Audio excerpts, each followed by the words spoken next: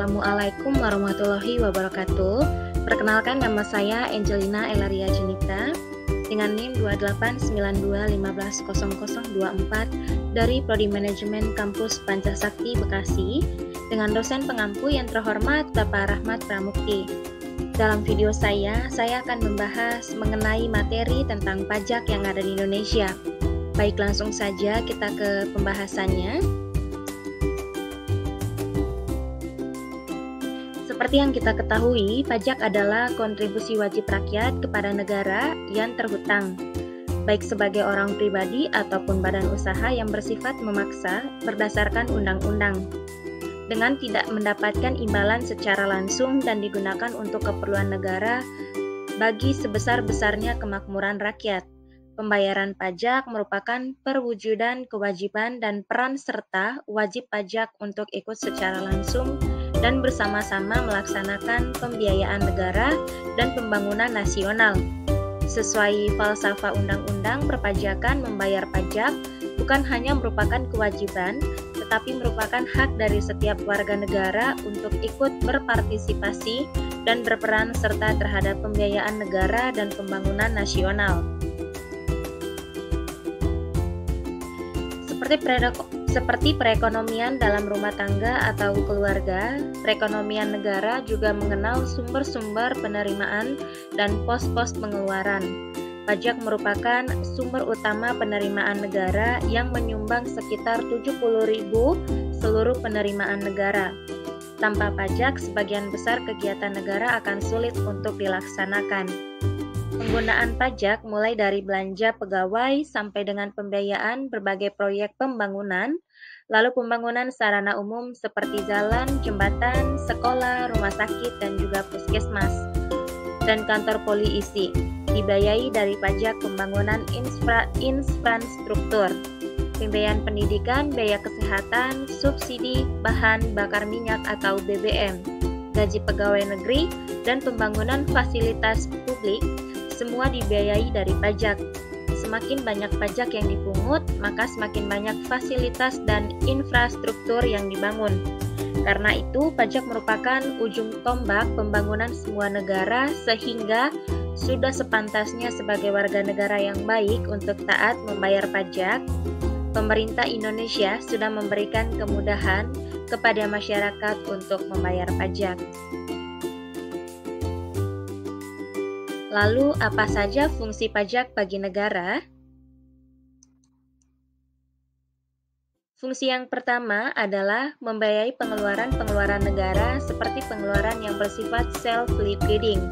Contohnya, pengeluaran untuk proyek produktif barang ekspor. Lalu untuk yang kedua, membiayai pengeluaran reproduktif seperti pengeluaran yang memberikan keuntungan ekonomis bagi masyarakat. Contohnya, pengeluaran untuk pengairan dan pertanian.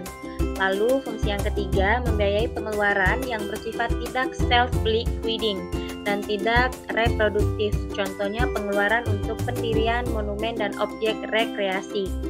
Lalu, fungsi yang kelima, membiayai pengeluaran yang tidak produktif.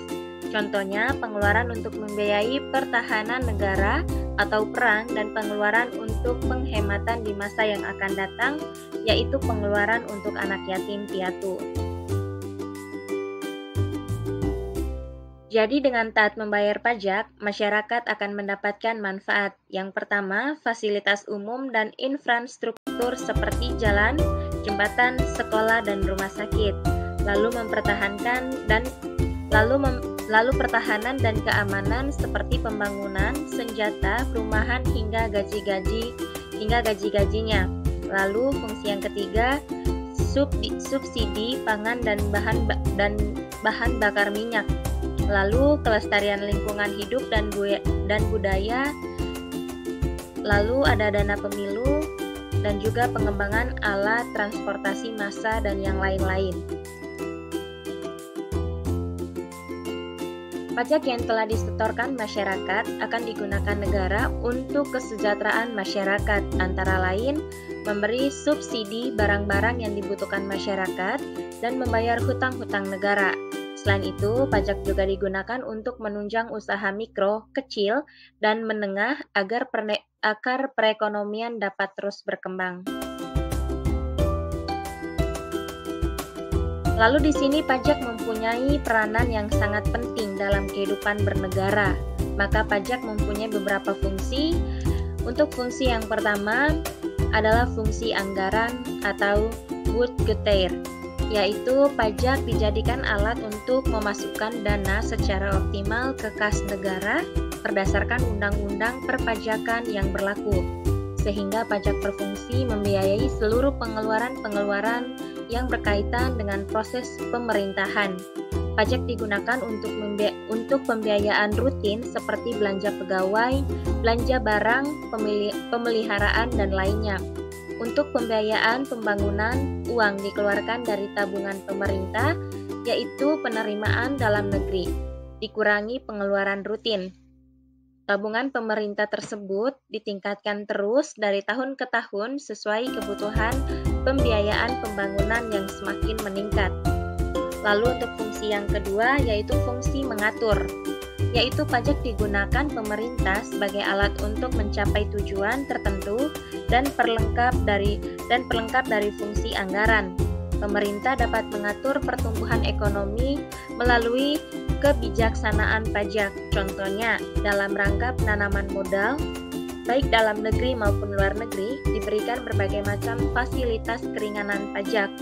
Dalam rangka melindungi produksi dalam negeri, pemerintah menetapkan bea masuk yang tinggi untuk produk luar negeri. Lalu, yang berikutnya ada fungsi stabilitas, yaitu pajak membuat pemerintah memiliki dana untuk menjalankan kebijakan yang berhubungan dengan stabilitas harga, sehingga inflasi dapat dikendalikan. Hal tersebut dapat dilakukan dengan jalan mengatur peredaran uang di masyarakat, pemungutan pajak, penggunaan pajak yang efektif dan efisien.